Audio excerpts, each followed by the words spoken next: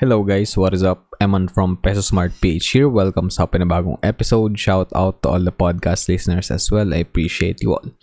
Today we're gonna talk about Bitcoin and yung bull market support band. So, ito ay inspired or kumbaga natutunan ko kay Benjamin Cohen. So, search niyo siya sa YouTube kasi sobrang galing niya mag-technical analysis. And kumbaga parang therapy na rin minsan, no? Lalo na kapag ganitong bear market blues yung nangyayari. And medyo hindi talaga maganda yung performance sa mga portfolios natin. Baya. So, yun. Itong bull market support band na to is dalawang linya. And yung una is itong tinatawag natin na 20-week SMA or simplified or simple moving average. Yung yung pangalawa naman na linya is itong 21-week EMA or exponential moving average. So, simple lang naman yung kailangan natin gawin dito or identify natin dito. Kapag itong dalawang linyang to is nasa baba, yung price ng Bitcoin, nasa 1 week nga pala tayo. No? Dapat nasa weekly chart tayo. So pagka nasa baba tayo, katulad nito, ibig sabihin yan is medyo bearish talaga yung market. And we just have to call it what it is. Nasa bear market tayo currently. Then kapag ka nasa taas naman siya, nitong bull market support band na ito, we can consider na yung time na yun or yung phase na yun is bullish. So, nagiging, kumbaga siya, nagiging what they call this, nagiging bear market, parang resistance or bull market resistance kapag ganito. Kasi diba, pagka support, nasa baba siya, pagka resistance, nasa taas siya.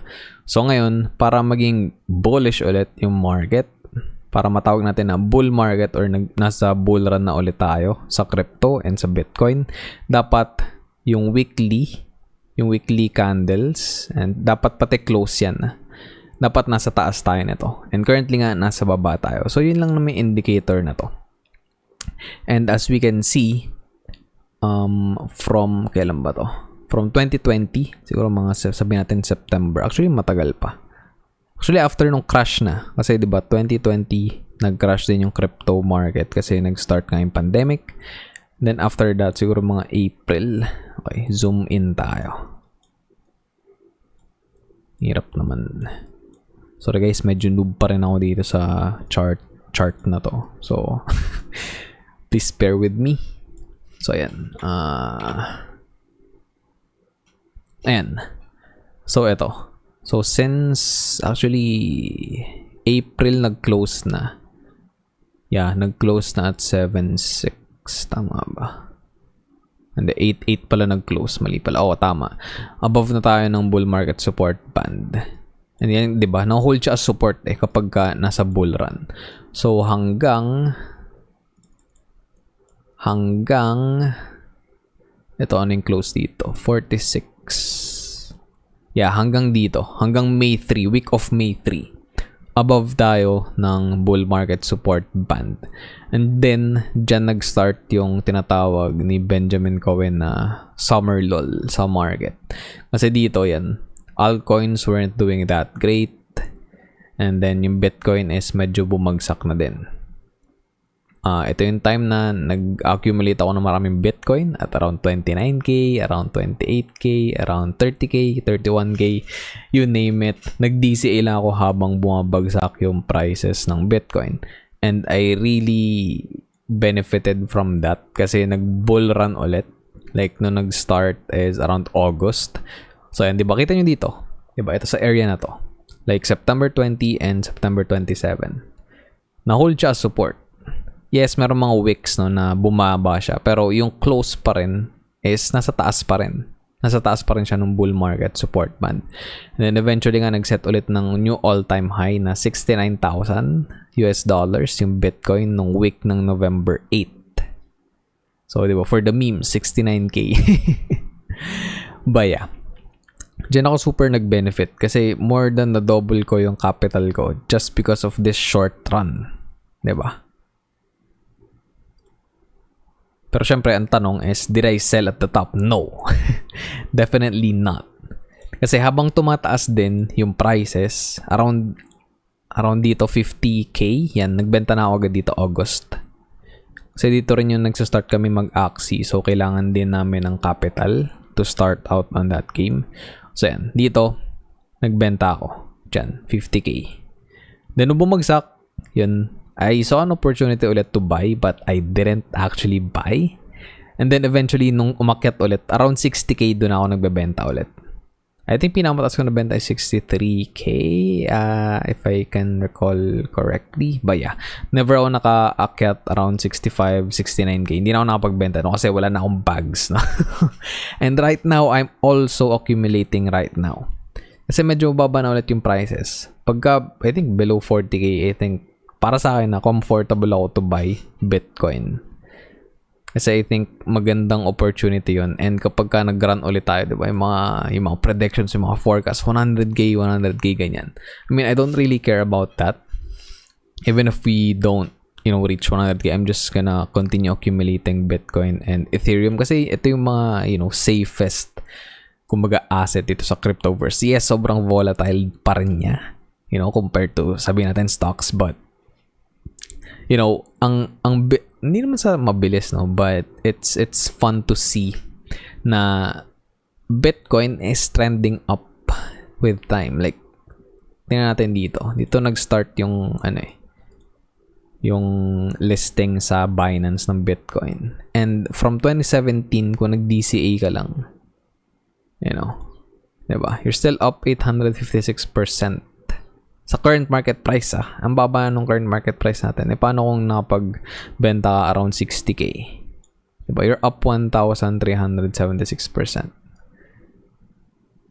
And this is considered as a blue chip dito sa crypto first. Dito sa crypto world. Diba? And if you and this is scarce, by the way.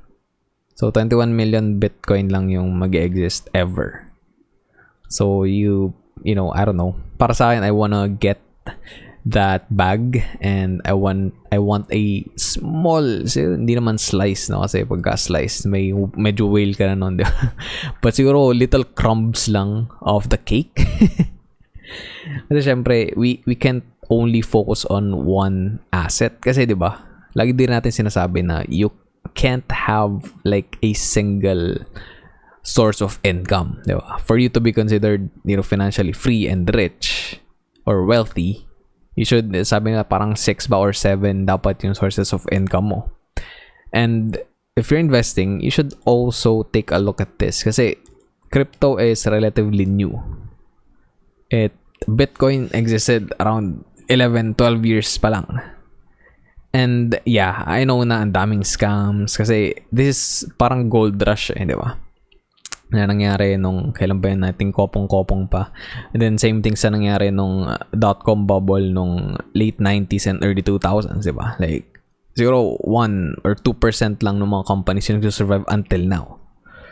So, ito yung mga pioneers, no? Like, ever since Bitcoin and Ethereum, simula nung na-trade sila, like, sila yung 2 strongest or 2 biggest cryptocurrencies in the world.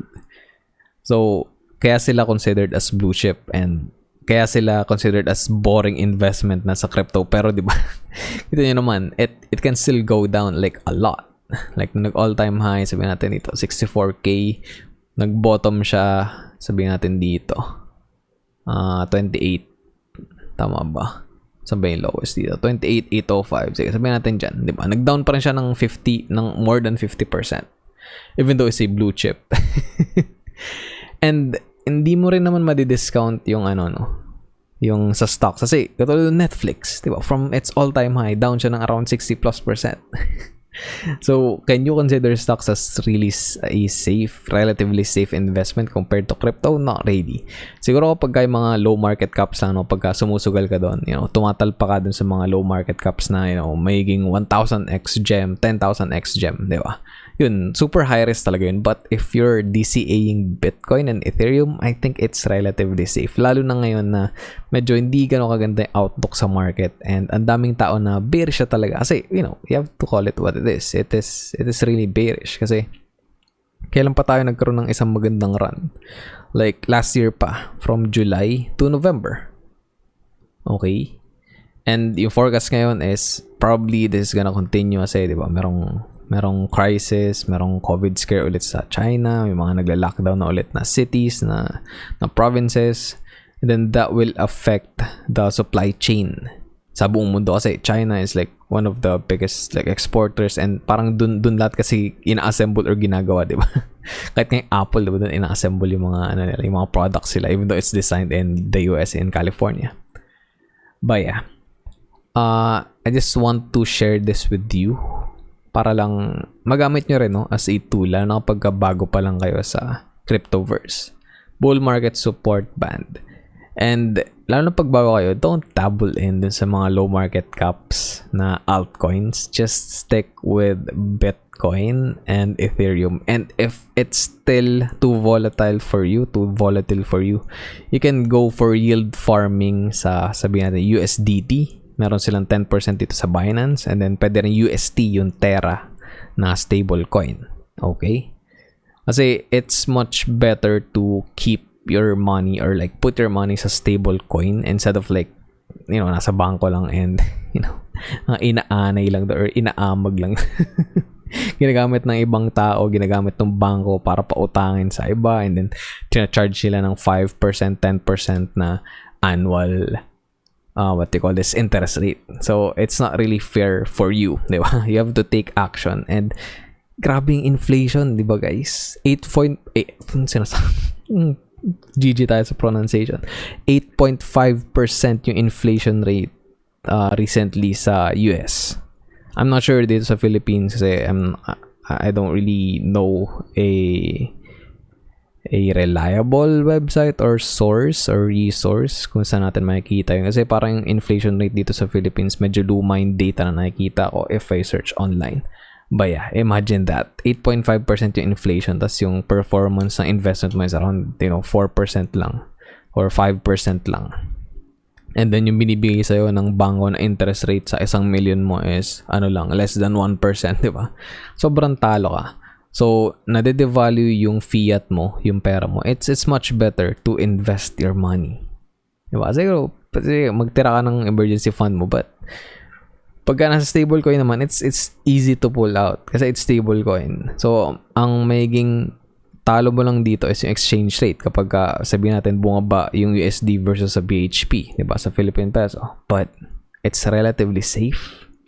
It's easy to open an account with Binance. It's easy to deposit. Kasi medyo may friction lang kasi, diba? For example, sa BPI, 50k lang pwede mong i-transfer in a day. So, medyo hassle lang yun, lalo na kapag medyo big player ka na, marami kang capital. But yeah, if you're just starting out, try out yield farming sa mga stable coins. Sobrang worth it. Yun lang naman guys. If you have any questions, let me know sa comment section down below. And if you liked this video and if you want more videos like this, sabihin nyo rin sa comment section. And syempre hit nyo rin yung like button kasi sobrang nakakatulong yun sa algorithm ng YouTube.